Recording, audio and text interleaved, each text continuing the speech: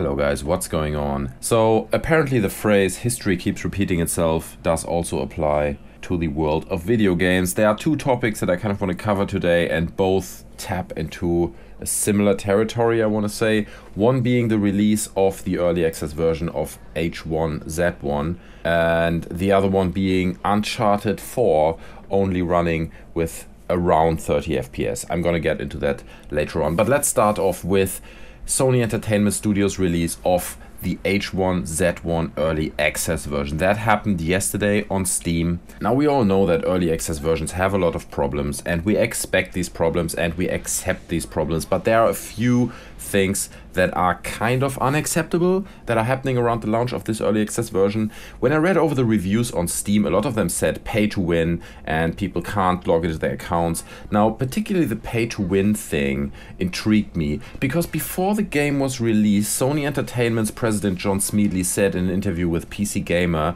and I'm quoting here, "We will not be selling guns, ammo, food or water." That's kind of the whole game, and it would suck, in our opinion, if we would do that. Now, against all the expectations, what's in the game at launch of the early access version? Of course, you can buy guns and ammo. So apparently in the game are these paid airdrops that you can buy or that come down and contain pay-to-win items, and of course the community is sending a massive shitstorm towards Sony Entertainment Studios direction because this is just, it's just not okay. You need to make sure your communications are right. You cannot say we're not gonna sell guns and ammo and then sell guns and ammo. That just doesn't work. So obviously the game is off to a terrible start, which can have a massive effect on the ongoing process of the game.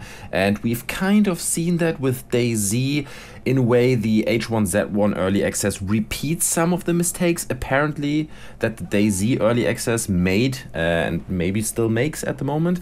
Recently, there was a really interesting interview with Brian Hicks, who's one of the developers of the DayZ standalone on Eurogamer. And in that interview, he talked a little bit about how his views on early access versions have changed over the years. So let me quickly quote a few of the things that he said about early access versions in his interview, because I think they do apply to the launch of the H1Z1 Early Access. So he's saying, Brian Hicks from Bohemia Interactive, he's saying, quote, "I feel that there's no structure to early access and every developer uses it in a different way and enters at a different phase in their development. And the consumers, you can't blame them for not understanding, because in order to make heads or tails out of the fact that everyone's doing this different, you need to understand the software development cycle completely. And gamers play fucking video games, man. They're not looking to understand the SDL, which is the simple direct media layer, or how software is created, and they shouldn't have to, honestly." And then he continues and says, "And when you update your game, you update your progression. There needs to be almost a fucking loading bar in the game," and that's literally the words he used. "There needs to be a bar of progression that consumers can see as you develop and how close you are to your release. So at the very least, consumers can understand where the game is and how far the game is from being shipped and what the word alpha means for that title." So I think that's actually a quite smart insight right there from someone who is still directly involved in the development of one of the biggest early access games out there, right? So at the moment, the DayZ standalone is close to 3 million sold copies, and there are 1.1 to 1.3 million different people who are actively playing the game every month.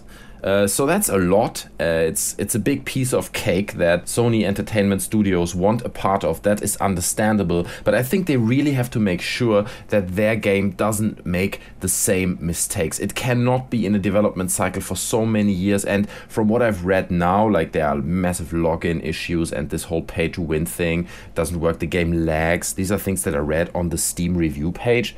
I'm just not really sure whether they released this game a little bit too early, because like I said earlier, when you go into an early access title too early, then it really ruins your reputation from the start off. And I think like DayZ was highly anticipated, more than H1Z1, and I'm not sure where they're going with this and where this will lead to.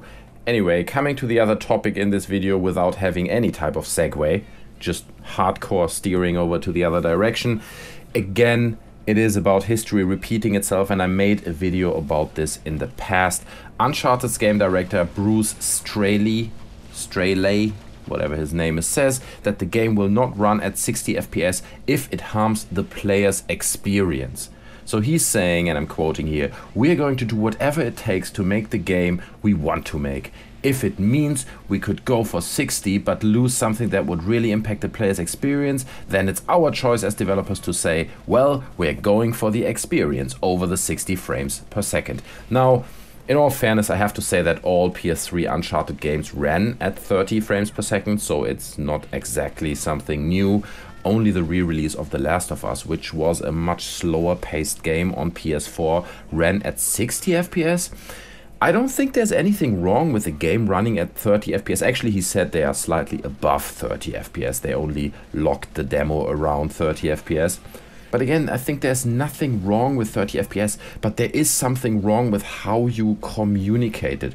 The only time I heard a comment like that before a game was released was Assassin's Creed Unity, and I think that is a pretty bad omen, because in the case of Assassin's Creed Unity, it basically was damage control, right? The guys knew we have a broken game and it doesn't really run smooth and we have FPS drops. So let's just kind of say that, you know, 30 FPS are better than 60, and well, it's not exactly the same what they're saying, but let's be honest here. All he's saying is, guys, the PlayStation 4 is not powerful enough to run this excellent looking game, and it does look excellent, with 60 FPS constantly. So I'm wondering, dude, why are you not just saying that, right? I know that Sony doesn't like when developers say that their console is not fast enough, painting air quotation marks here, but it's just the reality of things. And I think like we kind of have to grow over this whole marketing jibber jab, you know, and get out of like lying to the consumers. Let's just be bloody honest. The game looks fantastic. It will run with 30 FPS, maybe with 30 plus FPS, which is absolutely fine. But it's not because you want to maintain a great experience for the player. You just need to find a balance between the hardware that's in the PS4 and the quality of the game, and the hardware doesn't provide 60 FPS at 1080p, and who knows if the game will run at 1080p. I don't even know that, but that's a different question. Anyway, guys, this video is way too long. I'm sorry for this. I wanted to keep it short, but you know how it is. You know, these videos get longer than you anticipate them to be. So leave me your thoughts in the comment section below on either of those two topics that I talked about. I hope you enjoyed the video. You can leave me a like if you did. You can subscribe to my channel if you want to see more videos like this. Otherwise, guys, stay tuned. Thanks for watching the video. I'm out. See you next time. Bye.